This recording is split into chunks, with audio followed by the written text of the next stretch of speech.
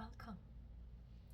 In today's video, I chose to read fairy tales, but newer fairy tales. I discovered this random website, and this random website actually have stories that is written in our newer age, but they have fairy tale themes.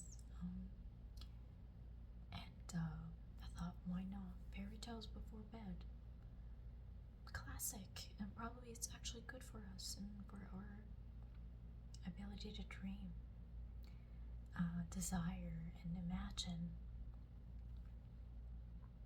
I honestly, so far, grateful for today. I feel like it's a good day, and I hope they all wake up to an amazing day or continue with this day having an amazing energy that cultivates a lot of love and care and nurturing. So, the website I'm reading from is called Magical Stories That Make Sense of Things.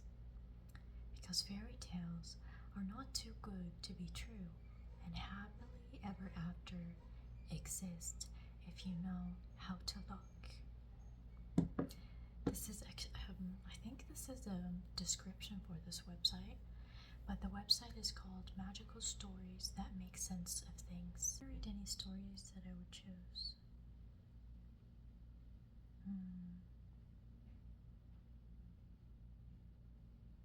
Okay, I'm gonna choose stories for today. I've read one of their stories. They're quite on the shorter side, but I'm not sure about the others since I've read only one. Okay, the one I'm reading today is called The Greatest Queen There Ever Was.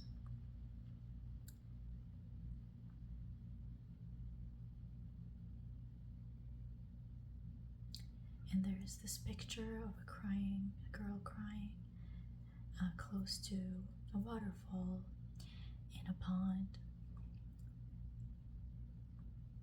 You are exactly where you were before, only you stepped through a magical door.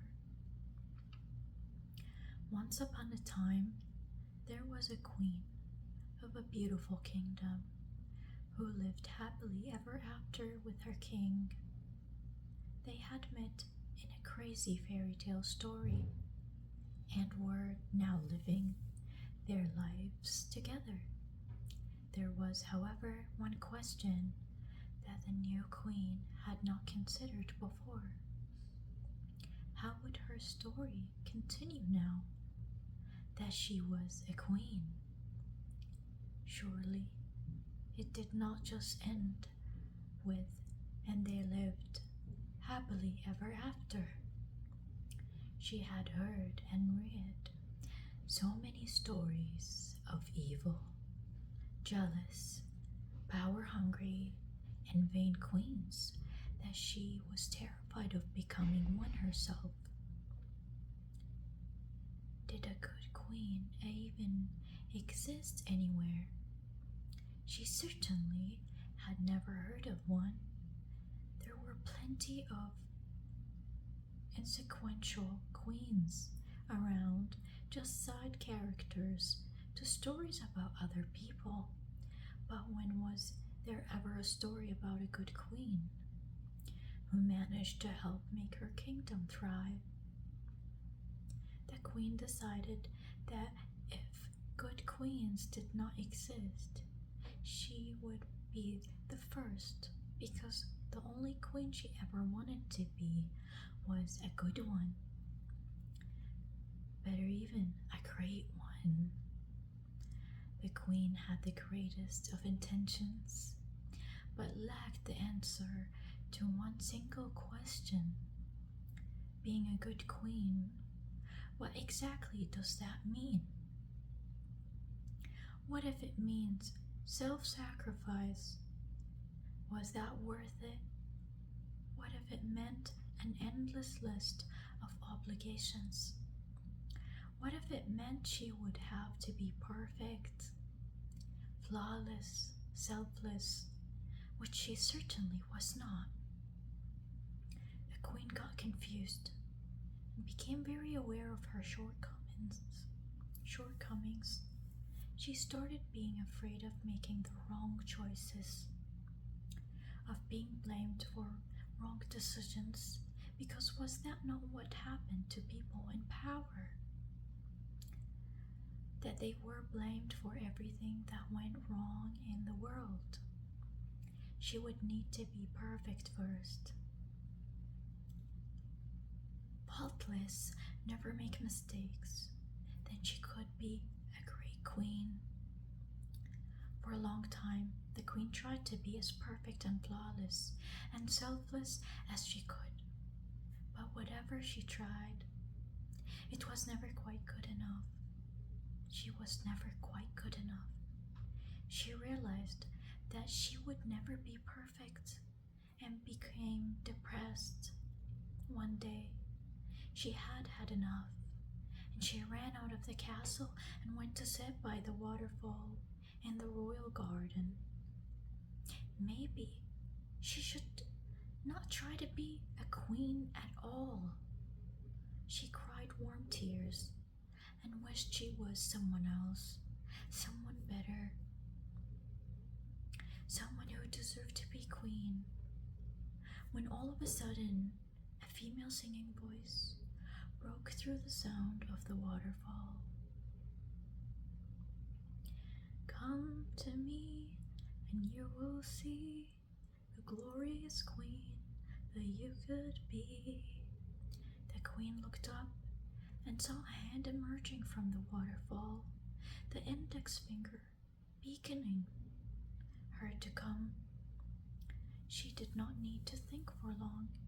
She waded through the water until she got close enough to be able to touch the hand. Somehow it looked like her own, but more beautiful, royal. The hand took her hand and drew her into the waterfall. As she was stepping through, the hand disappeared. Or rather, it seemed like it was disappearing into her. She arrived on the other side, and everything looked the same, only it was perfect. The trees were breathtakingly beautiful, as they swung in the wind, and the ripples on the water seemed to be singing the most harmonious, quiet symphony. She bent down to look at her reflection in the water and saw that she had transformed into the most beautiful creature she had ever seen. Her belly was still there, and so were the wrinkles on her face, but they were all perfect, just the way they were. Where am I? She managed to draw enough breath to ask. The same magical melody sounded again through the forest, seemingly sung by nature itself. You are exactly where you were before, only you stepped through a magical door. You mean the waterfall?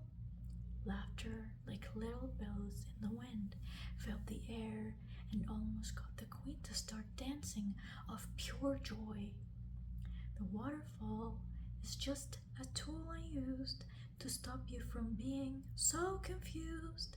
The simple act of stepping through erased all beliefs that were not serving you. Now you can clearly feel and see that there is no one else you have to be. Just like humanity is growing, so are you. Every step is essential, the backward ones too. No need for all your self-loathing and sorrow. Love yourself first, the rest will follow.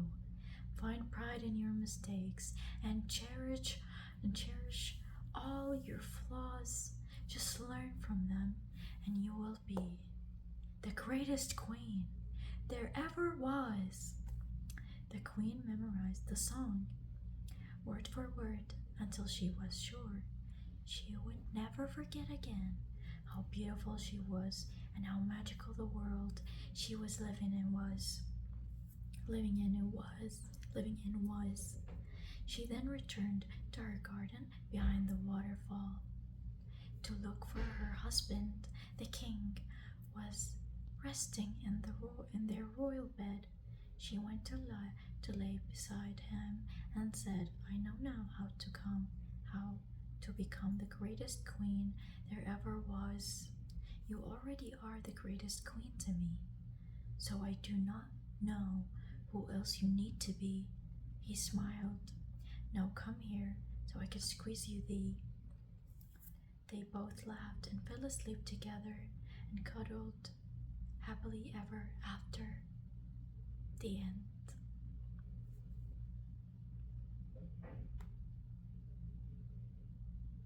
Okay.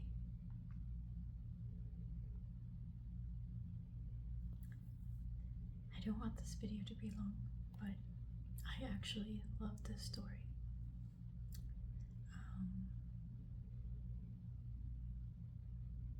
Now I'm gonna read the second story. We want to have a nice, long storytelling video today. I want to make it longer. Usually my videos are not super long. The Apprentice and the Serpent. That's the title of our second story. He kept collecting more and more things to do and never got around to doing them all until he felt like he was walking with 100 things on his back. So this website have this image of a guy holding a big serpent and trying to walk a path, and it looks like the serpent is heavy on his back. Colette the Great's gaze was fixed on the clock on the back wall of the classroom. The minutes were ticking by, and still no sight of Johann, his apprentice. Late again, he thought to himself. Another 20 minutes passed until finally Johann came running in, gasping for air. I'm sorry. I'm so sorry, Colette. It won't happen again. Yes, it will, spoke Colette, unless I do something about it. I can see the future, remember? I just decided that your next lesson will be to learn to embody the power of the serpent. You'll learn how to be fully grounded and live your life from moment to moment, functioning on your survival instincts without analyzing or thinking or feeling involved. That sounds amazing. How will I learn this? Asked Johann. You will start, as of today, to follow a schedule of tasks, and once you are able to happily follow the schedule and fulfill your tasks, you will have mastered the serpent. Johann almost laughed. It sounded so absurd. What did a schedule have to do with the power of the serpent? How something as ordinary as following to-do list would teach him something magical eluded him completely, but he wanted to trust his teacher, and so he dove into the practice. Johann was in for a surprise because no matter how hard he tried, he kept failing to master the serpent. He always made his lists too long, so he could never finish them. He often felt amazing for completing tasks, but then he also felt bad for not completing one in time, which happened regularly. When he was working on one task, he would be thinking about other tasks. He failed miserably at prioritizing and put due duty over having fun, time and time again. The things he enjoyed the most ended up last on an endless list. So he never got to them. He kept collecting more and more things to do and never got around to doing them all until he felt like he was walking with 100 things on his back. When he had finally had enough, he decided to go talk to the wizard. After explaining all of his struggles, the wizard chuckled. Do you remember what I said about the serpent? The serpent does not think, nor analyze, nor feel. You have been overthinking, overanalyzing, and feeling good or bad depending on your performance. I can see you carrying your serpent on your back, and instead of channeling its power, it is weighing you down. Why do you think I gave you this exercise? Johann understood everything. Koblat said he had failed miserably. He finally relaxed, and all the weight of his tasks started to slide off his shoulders, leaving him with a feeling of total freedom, liberated from the burden he had created himself. For now on, he would ride his serpent, enjoy following schedules and breaking them, and take charge of his life. Yet, he still struggled to give an exact answer to the question Colette asked him. What was the purpose of this exercise? To become more of this exercise, to become more powerful, to not be late again to class, to be efficient. It suddenly dawned on him to choose what is important and to put it first. Johann felt the power of the serpent surge through his body, and he was in complete control of it. For the very first time, he felt absolutely limitless. Koblat the Great smiled at, and his eyes glistened with joy, full of pride for his apprentice. Just keep doing that, and you will live happily ever after. The end. Gosh, this one is a good story as well, I cannot lie.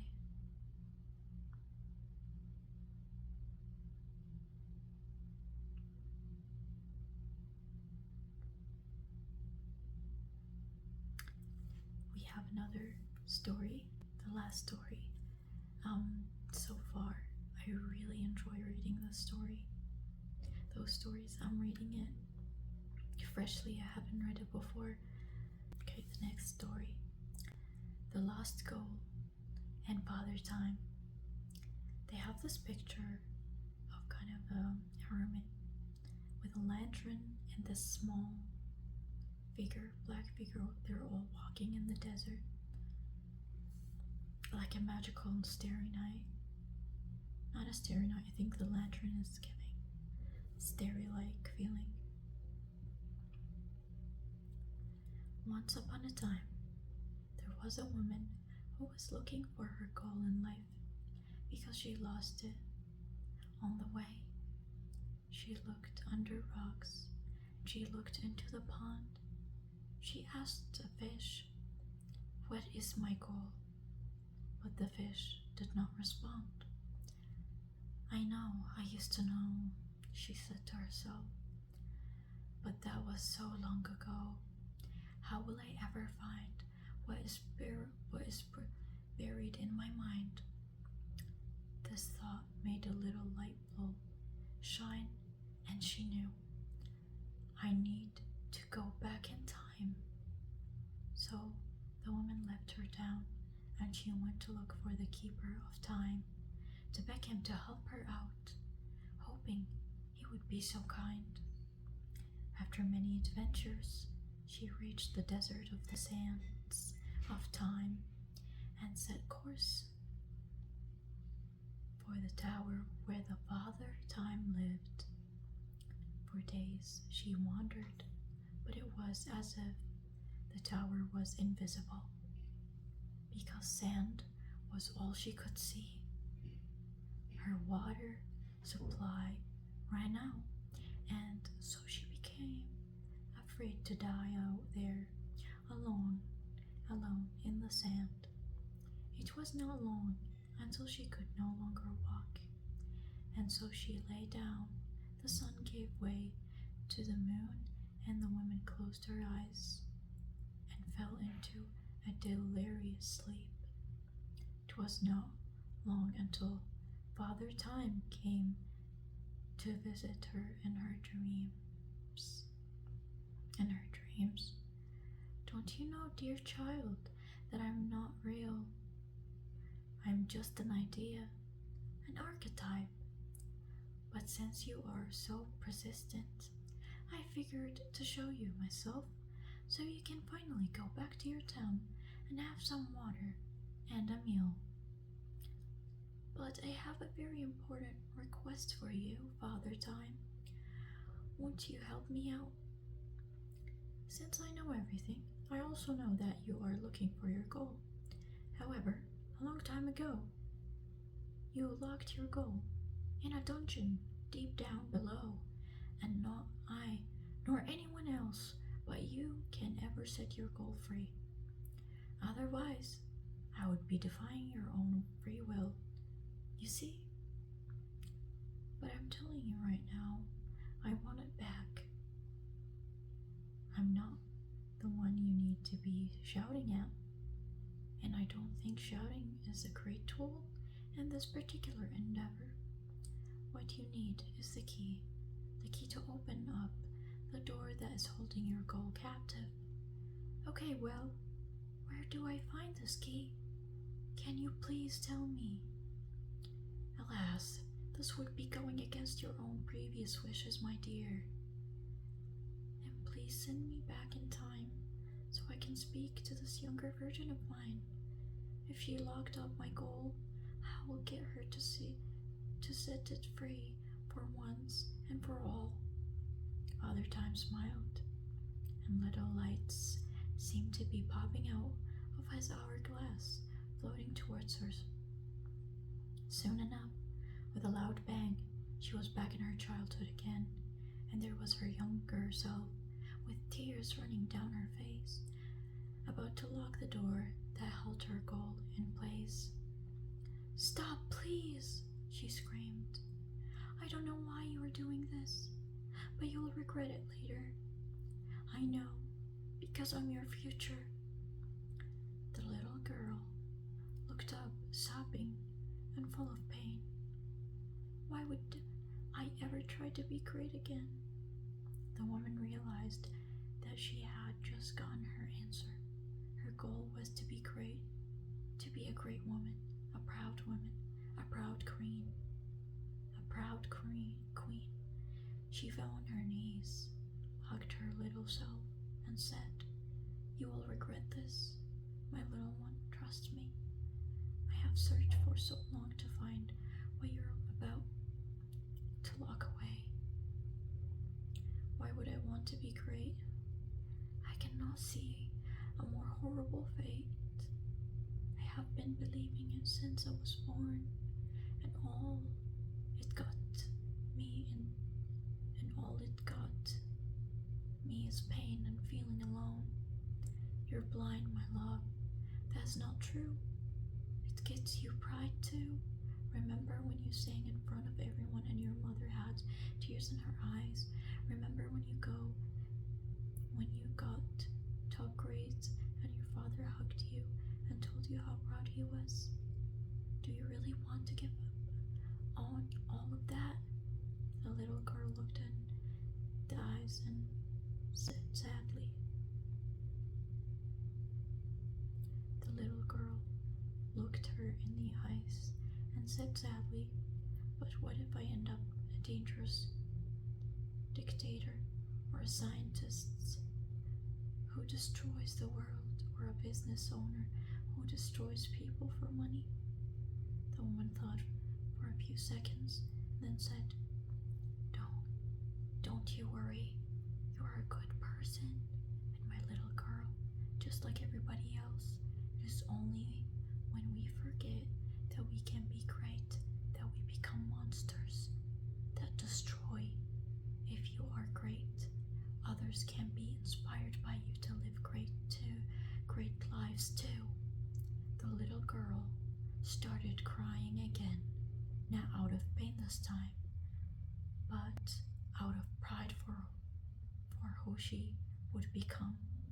The woman who stood in front of her, a great woman who would live many adventures and live happily ever after.